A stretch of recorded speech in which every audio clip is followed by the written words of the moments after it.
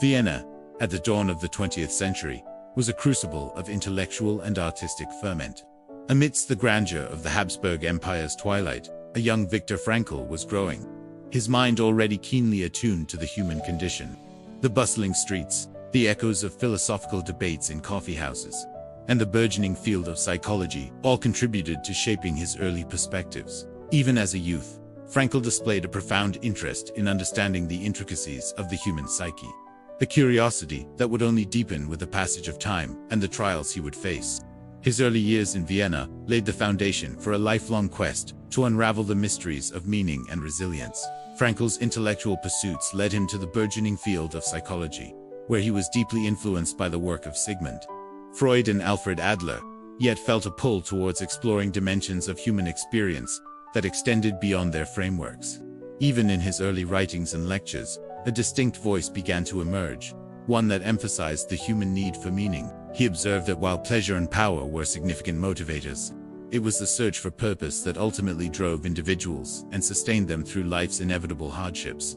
This nascent understanding would become the cornerstone of his life's work, foreshadowing the profound insights he would later develop amidst unimaginable suffering. With the rise of Nazism in Germany and the subsequent annexation of Austria in 1938, the life of Viktor Frankl, like that of many other Jews in Vienna, was turned upside down. The promising career of Frankl as a neurologist and psychiatrist, his marriage, and the development of his ideas, everything was interrupted by the shadow of anti-Semitism. The once vibrant city's atmosphere became charged with fear and uncertainty. For Frankl and his family, each day was a reminder of the growing danger, a premonition of the horrors that were to come. However, even in the face of imminent threat, he continued to work, to write, and to fight to protect his family, showing a resilience that would later become the basis of his philosophy. His search for a meaning in the face of despair had already begun. In 1942, what was feared became a reality. Viktor Frankl, his young wife Tilly, his parents, and his brother were deported to the Theresienstadt concentration camp.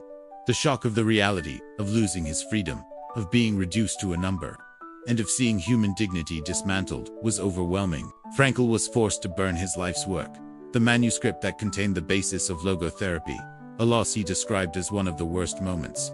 However, even under the most inhumane conditions, he began to observe something extraordinary: the human spirit's capacity to transcend suffering. It was in this hell that he began to see the seeds of his philosophy in action, observing how some prisoners were able to find a sliver of meaning, be it in a memory, in a piece of bread saved for another, or in the love for an absent loved one. Within the barbed wire fences, Frankl witnessed the raw reality of human existence. The search for pleasure and power, which he had studied in Vienna, seemed irrelevant. Instead, he observed that those who survived and maintained their sanity were not necessarily the physically strongest, but those who had a why to live. He concluded that, even when everything was taken from a human being, family, freedom, dignity, one thing remained: the freedom to choose their attitude towards suffering. This transformative insight, which he called the last of the human freedoms, became the central pillar of his philosophy. He began to use his psychiatric skills to help other prisoners find a purpose, whether in a small act of kindness, in a memory of a loved one, or in the hope of a future, however uncertain. Frankl's liberation came at the war's end in 1945. The joy of freedom was, however, quickly tempered by an excruciating sorrow. He returned to Vienna to find that his wife, parents, and brother had all perished in the camps. This profound loss tested his own philosophy to its core. In the face of this immense grief, Frankl had to actively apply the principles of logotherapy he had formulated. He had to find meaning not just in survival, but in the memory of those he had lost. His resolve to publish his work and share his insights with the world became his new purpose, a testament to the lives of his family and countless others who had suffered.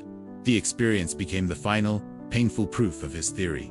Meaning could be found in any circumstance, even the most tragic, if one chose to find it. After the war, Viktor Frankl returned to Vienna, but not as the man who had left. He was a survivor, a living testament to the power of the human spirit. With a new urgency and a renewed purpose, he wrote Man's Search for Meaning in just 9 days. The book, initially published anonymously, became a worldwide phenomenon. Translated into dozens of languages and read by millions, the work was not just an account of his experiences, but the foundation of a new form of therapy, logotherapy. which became the third Viennese school of psychotherapy. Alongside those of Freud and Adler, Frankl's legacy goes far beyond his publications. He traveled the world, giving lectures and teaching that the search for a purpose is the deepest driving force of a human being. His philosophy reminds us that, even in the face of the greatest adversity, we always have the final freedom to choose our attitude and find meaning in our lives.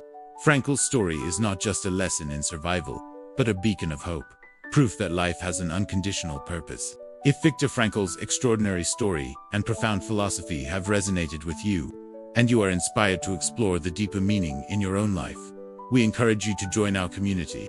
Your support helps us continue to share these powerful stories. Please, take a moment to like this video, share it with someone who needs to hear this message. Subscribe to our channel for more insights, and hit the notification bell so you don't miss our next profound exploration.